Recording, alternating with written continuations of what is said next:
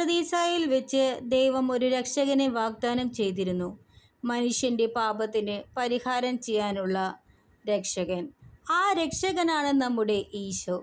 പഴയ നിയമത്തിൽ ജനം പാപം ചെയ്തപ്പോൾ പാപപരിഹാര ബലി അർപ്പിക്കണമെന്ന് ദൈവം ആവശ്യപ്പെട്ടു.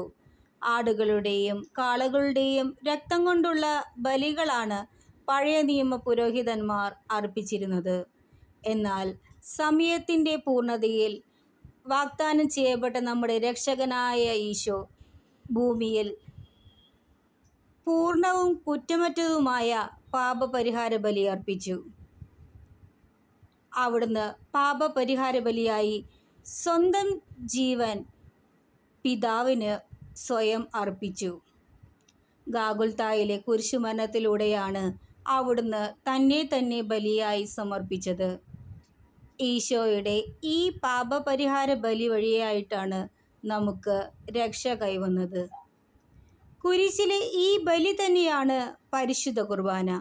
പരിശുദ്ധ കുർബാനയിൽ ഈശോയുടെ ബലി നമ്മൾ അനുസ്മരിക്കുകയും അനുഷ്ഠിക്കുകയും ആഘോഷിക്കുകയും ചെയ്യുന്നു.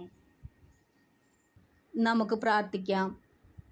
കുരിശിൽ മരിച്ച ഈശോനാഥ, കുരിശിലെ ബലിയായി പാപിയായി എന്നെ അങ്ങ് വീണ്ടെടുത്ത് രക്ഷിച്ചു.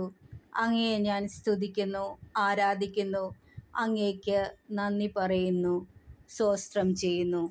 നമുക്ക് വിശുദ്ധ ബലിയിൽ നമുക്ക് പങ്കെടുത്തുകൊണ്ട് ദൈവത്തിൻ്റെ പാപപരിഹാര ബലി നമുക്ക് പങ്കുചേരാം. എല്ലാവരെയും ദൈവം അനുഗ്രഹിക്കട്ടെ.